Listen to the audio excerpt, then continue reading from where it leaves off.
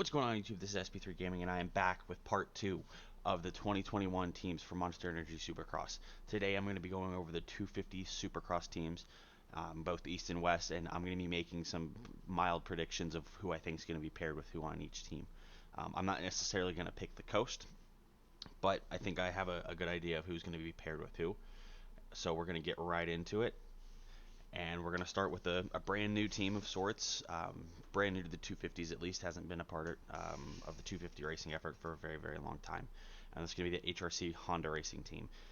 If you guys pay attention to Supercross, you'll know that in my previous episode I talked about Ken Robertson and Chase Sexton. They've expanded it to a four-rider effort, and it's pretty.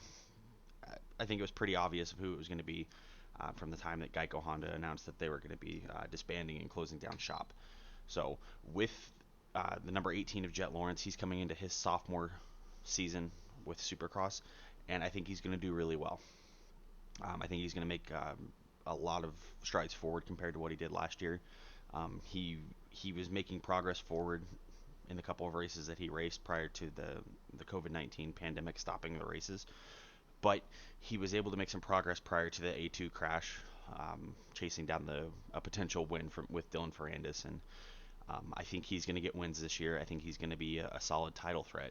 I know it's only his second season, but the strides forward that he's made, I think are gonna help propel him to the top of the sport. Maybe not this year entirely, but I think by next year for sure he'll win a title. But coming into this, I think he's going to be racing East Coast, and his brother, the guy we're going to talk about next, he's going to be racing West Coast. With that, my thought process behind that specifically is in the 2021 Honda presentation, they mentioned in Jet's interview, Jet mentioned that he was running the East Coast. So I don't know if that was just a slip of the tongue, but we'll move on to Hunter Lawrence and talk a little bit about him and why I think he's going to be going East Coast. So Hunter Lawrence is going to be the second rider aboard the HRC Honda team. Actually, I'm going to go back. Sorry. So Jet Lawrence, I'm going to run over his sponsors really quick too. So last season he was running Shift Gear, and then Fox helmet and boots, and I think it was 100% goggles. He's keeping the 100% goggles. He's signed a personal gear sponsorship with Alpine Stars for the gear and the boots, and I believe the helmet as well. Specifically, though, he signed with Red Bull. When they announced him signing to the HRC team, he signed specifically with Red Bull as his own personal sponsor. Moving on to Hunter Lawrence, he signed a similar deal. He signed with Alpine Stars across the board, and then he's got 100% goggles. He specifically did not sign a gear sponsorship or a Monster or Red Bull sponsorship with the team. He's just going to be running all Alpine Stars, and I would attribute that to the fact that he has not run quite as solid in the time that he's been over here. He's gotten injured quite a bit. And actually leading up to this season, he's gotten injured again. I don't know exactly what happened, but I know he injured his shoulder. He's back on the bike, but I think he's going to be running the West Coast just to give himself some more seat time on the bike to get prepared for Supercross. So I don't know. I'm not 100% sure on that, but in the 2021 Honda intro video, they did talk about that, and Jet did mention specifically that he was riding the East Coast, so I would expect to see him at the first round. All right, moving on, we're going to be going to Monster Energy Pro Circuit Kawasaki. Not too many changes with the team this year. There was a couple of different people that got added in. This first guy he got added in at the very, very last moment, and that's the number 30 of Joe Shimoda. Joe Shimoda was part of the Geico Honda team that disbanded, and he was left without a ride. Specifically, Joe Shimoda, he wasn't in the initial presentation, I guess, reveal of the Monster Energy Pro Circuit Kawasaki team. He actually got signed. I don't know if it was officially signed, but he was revealed to be a part of the team about a week or two later. So good for Joe Shimoda. He finished third behind, I believe it was Shane McElrath and Chase Sexton on the East Coast last year. He had a decent season. I think his efforts were a little undershadowed or overshadowed by the fact that Shane and Chase were the clear favorites for that title, so I think everybody behind them, they were up front every single race almost, so there wasn't really a whole lot of what was going on behind them. So Joe got a very, very quiet third place in the championship, and I mean, he was able to put himself up into a solid position. I was a little worried that with HRC not taking, I mean, they took the Lawrence brothers and that was it. I was a little worried about where the rest of the people were going to go, but I'm glad Joe Shimoda was able to land in a good spot. Specifically, I don't see Joe Shimoda this year as a title threat. I see him getting up in the mix and getting some podiums and some top fives. I think he's going to be probably paired with. I would probably put him on West Coast, just because he hasn't had that time on the bike. He was announced a week or two later after the rest of the team was, and this is a brand new bike for him, where the majority of the rest of the team has been on the bike before. So he's probably going to be West Coast just so he has more time to get used to the bike. Moving on, we're going to move on to the number 31 of Cameron McAdoo. Cameron McAdoo is coming into his second year with the team, and he's personally, I don't know what coast he's going to go on, but I think he's going to go on the opposite coast of Austin Forkner. I think he's going to be the main title threat as alongside. So I think him and Austin Forkner will be on opposite coast, being the title contenders for whatever coast they're on. I would probably put him. The way things are this year, I don't know what coast to put him on. I would assume that Austin would typically, in a normal season, Austin probably would have ran West Coast, but I couldn't say for sure. But I would say, if I have to make a decision, I would say Cameron McAdoo probably East Coast, I guess. But that's just my thought process behind it. This could obviously, for whatever reason, the teams on the 250 side, they like to keep everything so close to the chest that you don't know who's really riding where until they show up at the races. But whatever coast he's going to be on, I think Austin will be on the opposite coast, and he'll be contending for the title on whatever coast he's on. The number 38 of Austin Forkner, he's coming into, I think, his fourth or fifth year with the team, and to me, he's the obvious championship favorite for whatever coast he's going to be on. He's been fast. He's been clearly the fastest rider, with the exception of maybe last year with Dylan Ferrandis. I don't think he had the same outright speed as Dylan had. But Austin was still in it, and then a mistake cost him the championship again. So I think for this year, it's going to be. I don't know how Austin's contract is structured, but I would imagine that if he doesn't win a title this year, if it's a contract year for him, I can't see Mitch Payton giving him another chance. He's been in the championship talk every single season over the last couple of years, and he's squandered it. He's gotten hurt. Every season he's crashed out of what would have been a championship lead or whatever it could have been. I mean, he blew every chance he's had. Last year I think he toned it down a little too much, if that makes sense. He was able to run up there with Dylan, but Dylan was just better. Plain and simple, Dylan was the better rider. Austin was able to hang with him for a little bit, but it seemed like he had to ride over his head to do it. And then going into the final round at Salt Lake, Austin was in a prime position to get out front, and then he crashed, ended his outdoor season. So to me, it would make sense that if Austin can tone it down whenever he needs to, and then ramp it up whenever somebody's challenging him, I think he would be the favorite for both Supercross and the outdoor title, in my opinion. But Austin hasn't ran outdoors in a little while, so it's going to be interesting to see how he does, if he can make it through this season healthy. I think if he can make it through this season healthy, I think he'll be able to come out with a championship on whatever coast he's on. All right, so we're going to move to the number 80 of Jordan Smith. He's also entering second year with his contract on Monster Energy Pro Circuit Kawasaki, and truthfully, I'm not really sure why he got a ride. He hasn't been a real title threat in a couple of years. Last year, on his first year with Pro Circuit, he didn't perform, and he got hurt. So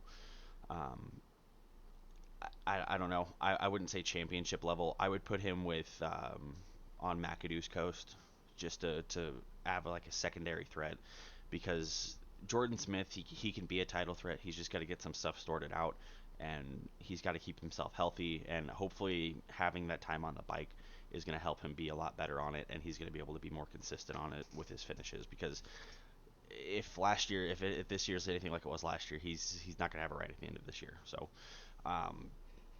Hopefully Jordan Smith's able to get some stuff squared away on the bike and he's able to be up front. But I would put him with Cameron McAdoo on his coast just as a secondary title threat. But to me, Cameron McAdoo with his upward potential is proving to be more of the title threat than what Jordan Smith is at this point. Last guy on the team is going to be Seth Hamaker, the number 150. He's going to be making his Supercross debut.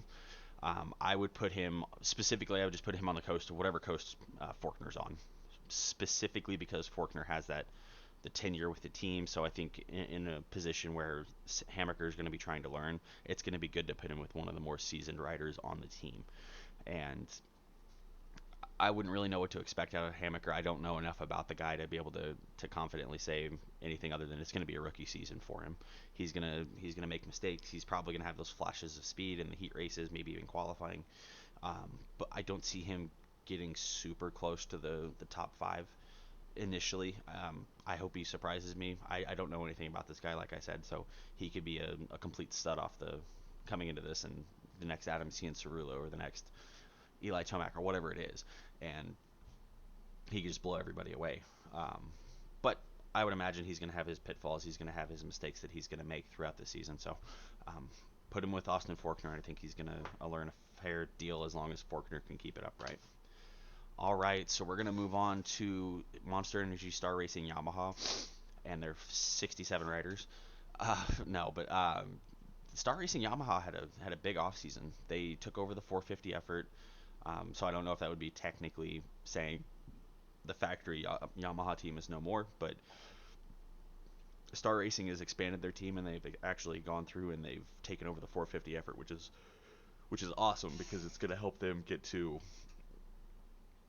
hopefully where they can fix the issues that the 450 riders have. But we're going to get right into it, and to me, this was a big shock.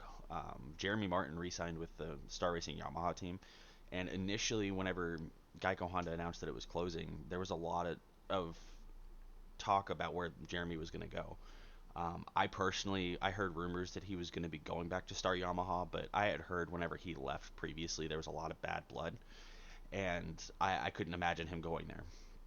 Some talks of him going to Pro Circuit Kawasaki started to come up, and I thought that would have been a really, really good move for him. I think it would have been a really smart move for Mitch in Pro Circuit, but he ended up signing with Star Racing Yamaha, and to me, whatever coast Jeremy gets on, he's going to be the title favorite for whatever coast that's on. In terms of this on Star Racing, I think he's going to be one of the title favorites going into whatever coast he's on, and I'm going to stamp it right now. He's going to win outdoors.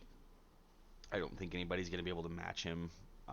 He was able to ride Geico Honda. He was never able to keep up with Dylan and raw speed, but his consistency had him right there in the championship until he wasn't. So I think whatever coast he goes on for Supercross, he's going to be a potential title threat.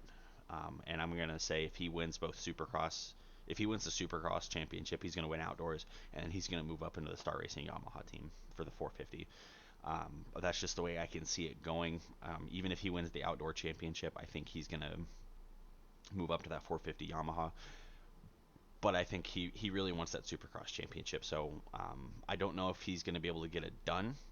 I want to see whatever coast he's on. I think after that first race, it's going to be really telling on how the rest of his season's going to go.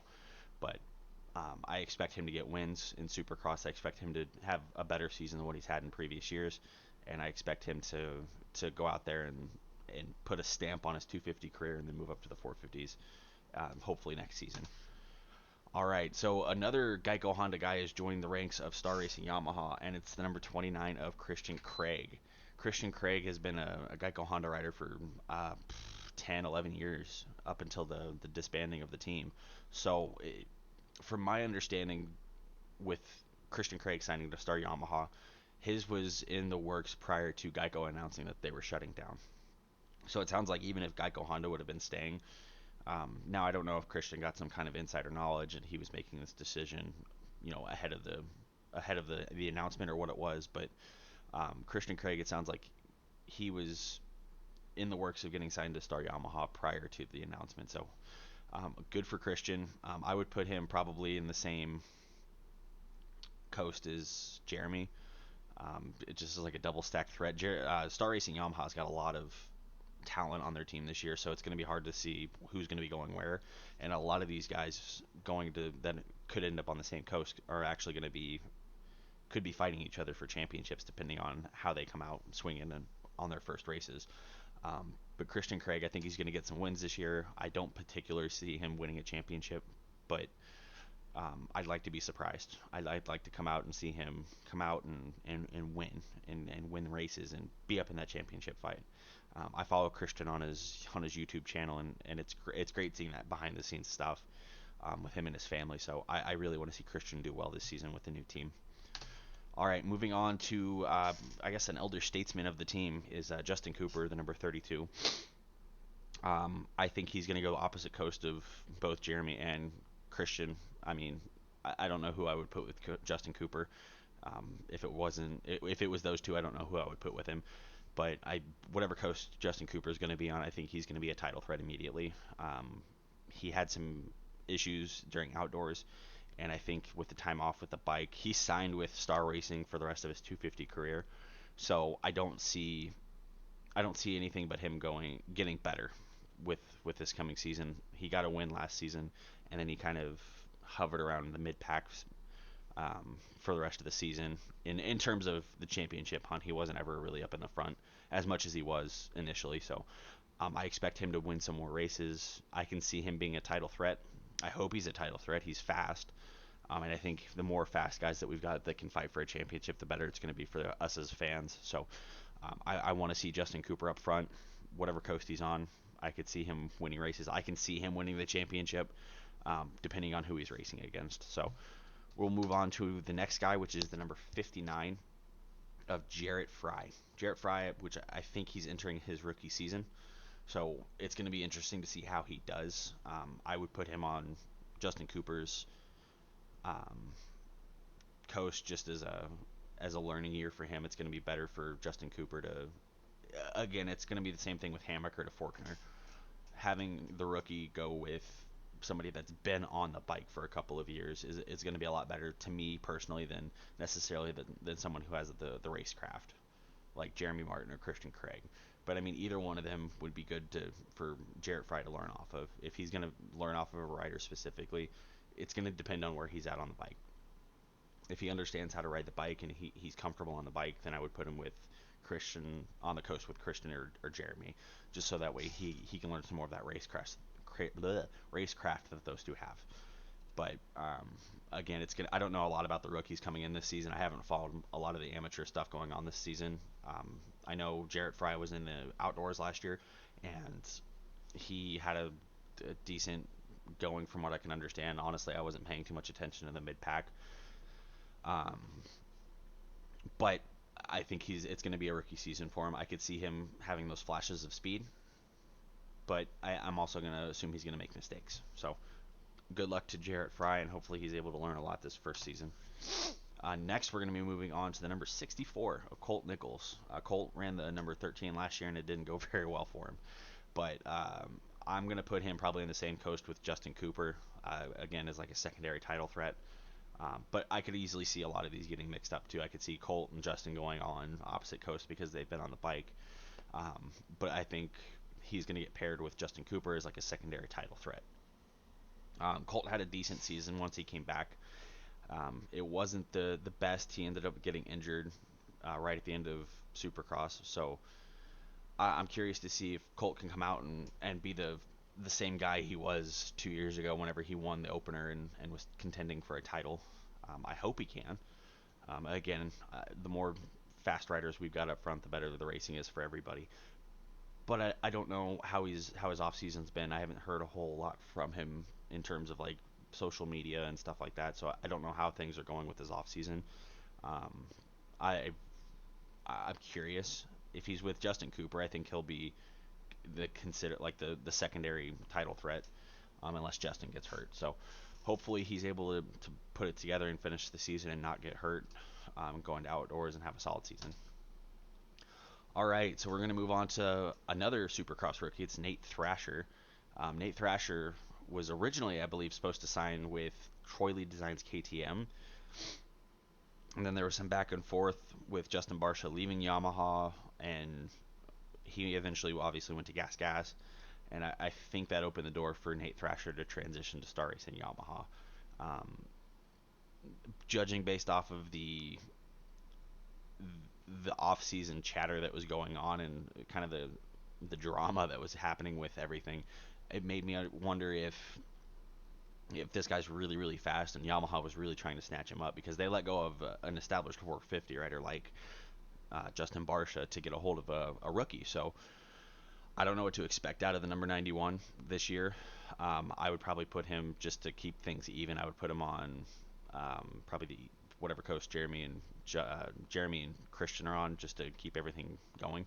Um, but there was a lot of drama surrounding Nate Thrasher, and I don't know if he's like if everything is just based off of like the potential, or if he's actually shown some speed off track, or like off the official tracks, doing like testing and stuff like that. So I don't really know what to expect out of him. The only time I heard his name was during the conversation that, hey, Justin Barcia was leaving Yamaha and going to Gas. In return, Yamaha got Nate Thrasher. So excited to see what the kid can do. All right, so we're going to move on to the Red Bull KTM team. Not Troy Lee Designs team, Red Bull KTM. We haven't seen a Red Bull KTM since I believe it was Justin Hill.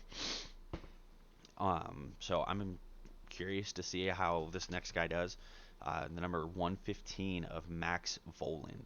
Max Voland, he's some Orange Brigade rider. I don't know a whole lot about these the rookies that are coming into it. I know he didn't run Supercross he didn't run the outdoor, so he's going to be a fresh rookie. And truthfully, I don't know what coast to put him on. I don't know how long he's been on the bike, so I mean, from a pure standpoint of maybe seat time, put him on West Coast. But I could see him running East Coast, being the Red Bull wants to get somebody out there. From a business aspect, I can't imagine Red Bull wanting to put a rider out there that wasn't ready to contend for at least podiums. So I don't know if they see something in Max Voland and they're expecting him to be not a title contender, but maybe like a top 5 guy immediately. To me, it doesn't make a whole lot of sense to bring the sole rider be a Supercross rookie. So I'm curious to see. I watched an interview with Max Voland, and he seems like a good kid. I don't know how he's going to perform. I mean, I want to say he's going to do really well, but I can't say that for sure, because I don't know that he's going to how he's going to adjust to the 250 program, the 9 race series and stuff like that. So I'm going to keep my eye on him this season, and I'm going to make sure that I go through and keep an eye on all the rookies to see who's really doing the best and who made the best decision going into the offseason. All right, so next we've got Rockstar Energy Racing Husqvarna factory team, and not a whole lot of change coming from that team. A lot of it's the same. So we'll start off with the number 24 of RJ Hampshire. He's coming into his second year of his 2-year contract with Rockstar Husky. So I think whatever coast he's going to be on, they're going to be pushing him as a title favorite.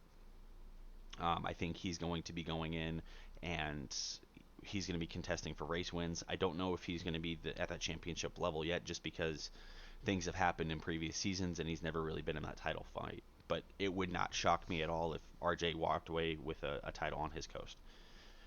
He's got to hammer out some things, and he's got to be a little bit more consistent than what he's been. But if he's able to iron out those details and able to put forth a solid season, I wouldn't be surprised if he was a podium contender for his coast or a championship contender. All right, so we're going to be moving on to the number 47 of Jalek Swoll. Jalek's coming into his second season on the team and his second season in Supercross. So he's to me, he's not ready to be a title contender yet, but he's going to be on the opposite coast of RJ Hampshire because he's a little bit more seasoned of a rider than the third rider on the team. So he's going to be learning. I think he's going to be more of a top 5 guy than he was last year. To me, his rookie season didn't really go as planned. His Supercross season didn't go as planned. I think even the first round he raced, he didn't qualify through the heat race or the LCQ. So I'm curious to see the kind of steps and improvements he's made to see where he's going to end up this year. But to me, he's going to be the top 5 guy for right now. All right, the last rider on the Rockstar Energy Husqvarna team is going to be the number 67 of Styles, Robertson. So with Styles, I believe he's coming in as a Supercross rookie. I'm pretty sure he ran outdoors. It seems like everything was so long ago with COVID and everything, but he's going to be probably paired with the number 24 of RJ Hampshire because RJ is coming into his second season, but he's been on the 250 program with Supercross for a couple more years than what Dalik has. The only reason I could see them putting Jalik and him together is just like a double threat with Supercross, but I don't see that happening. But I don't know a lot about Styles Robertson, so I'm assuming he's going to be just learning, and he's probably going to be the top 10 guy. He'll have flashes of speed. A lot of these other rookies are probably going to be in the same boat.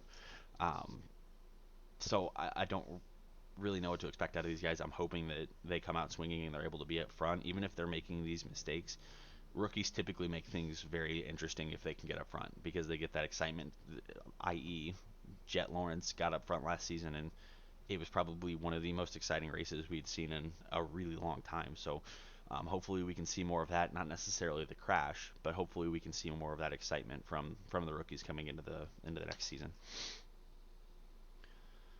All right, so we're going to be moving on to the brand new team, or brand new bike, I guess. Troy Lee Designs moved over from the KTM team, being the factory KTM team, um, to a Gas, which is making their Supercross and I guess really their U.S. racing debut, coming at H1. So it's a newer team, and they've got two riders coming into it. And the first guy is going to be the number 42 of Michael Moseman.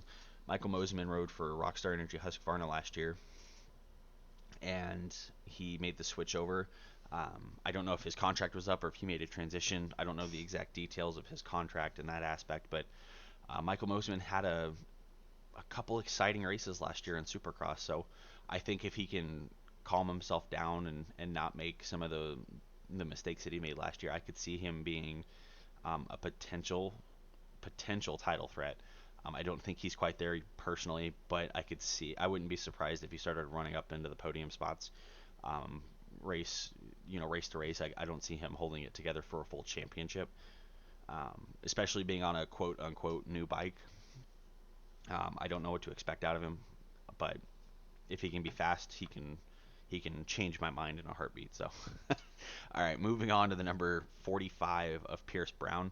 He was a part of the Troy Lee Designs KTM team last year, so I don't consider this a new signing, more of just a transition, I guess. Again, the KTM acquired Gas, and they're making their debut here. So to my understanding, the gas to the KTM is not a whole lot different in terms of build.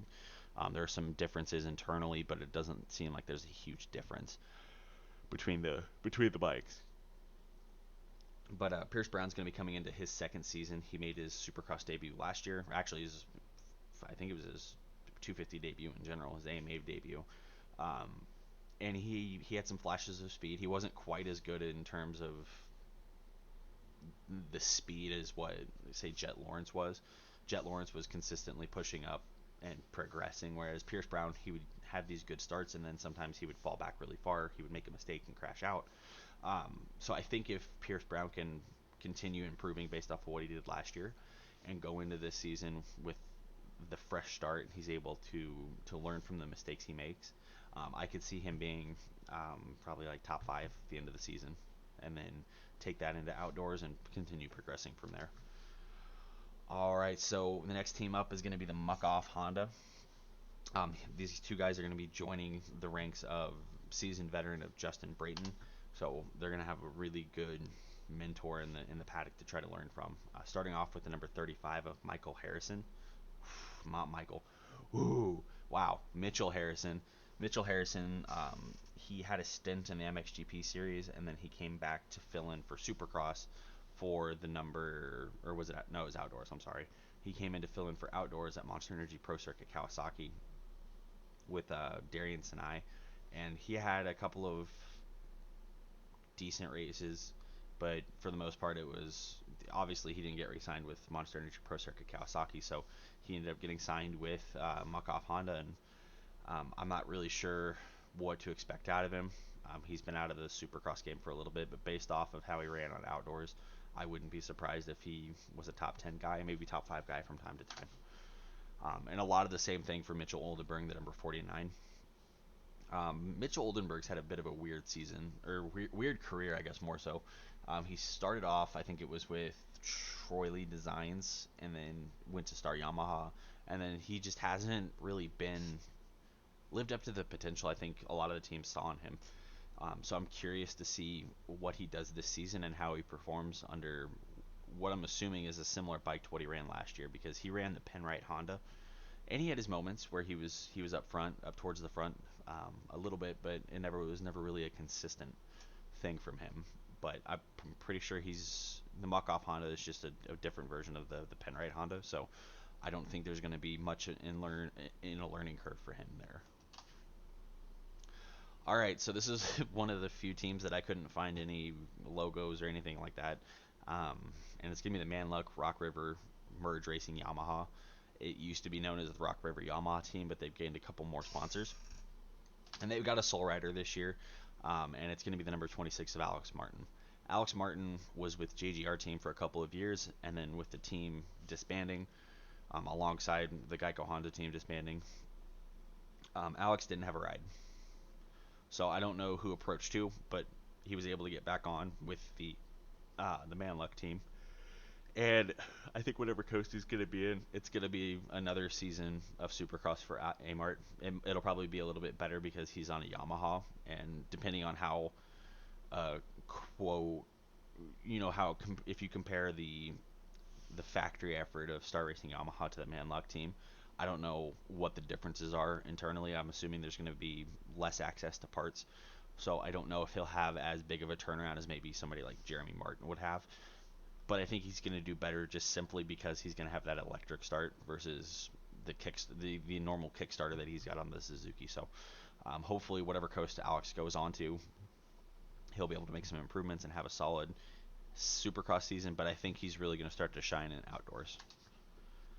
All right, so we're moving on to the Club MX Yamaha, and I'm primarily adding this um,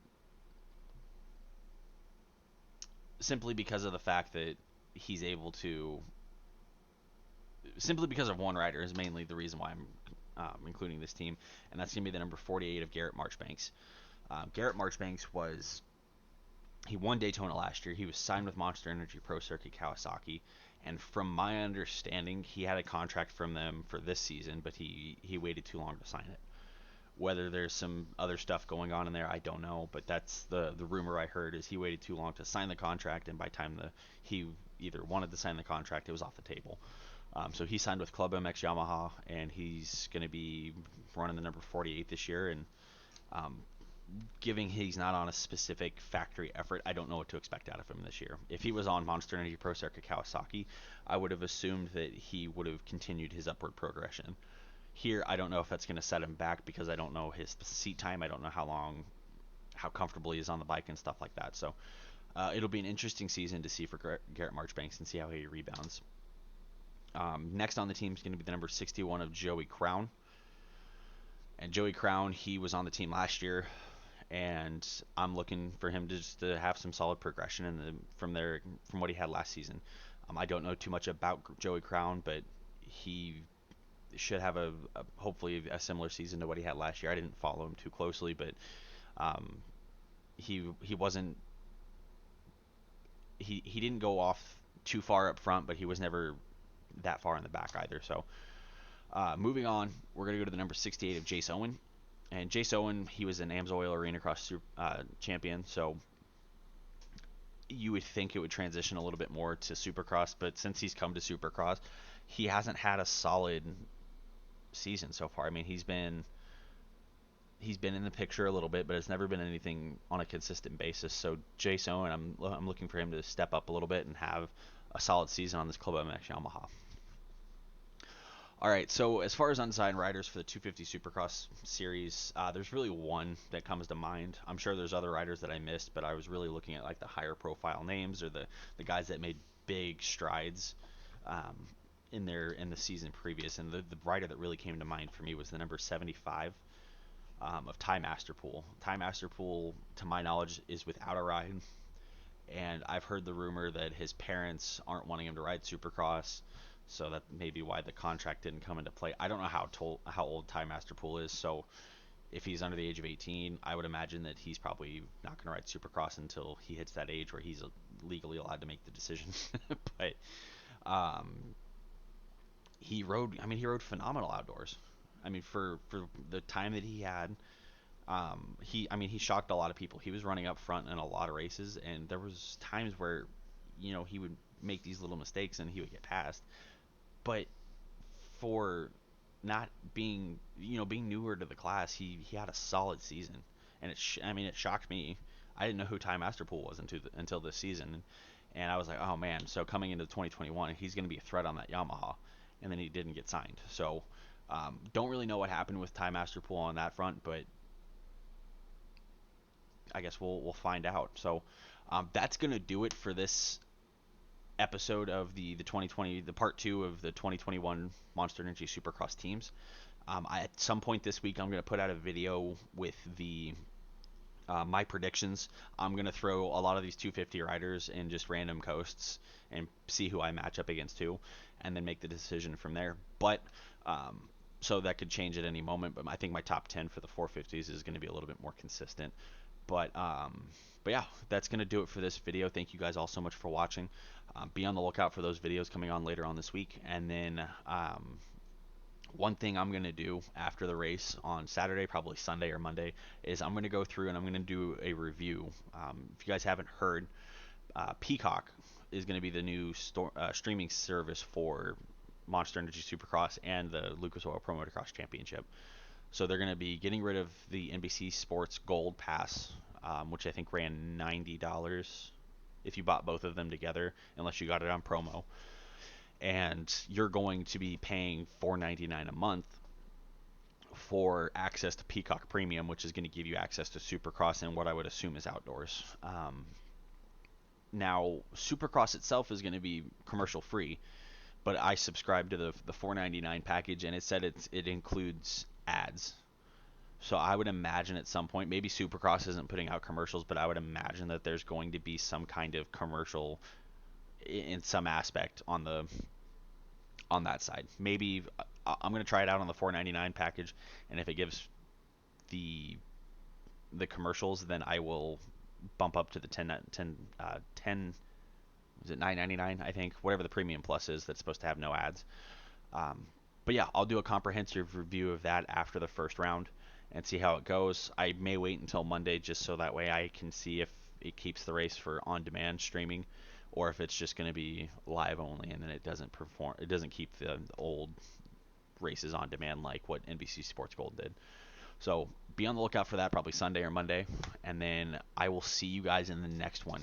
If you haven't already, please like, subscribe, and comment on the video what you think about the most shocking signing, who wasn't unsigned, things like that. And I'll see you in the next one. Bye-bye.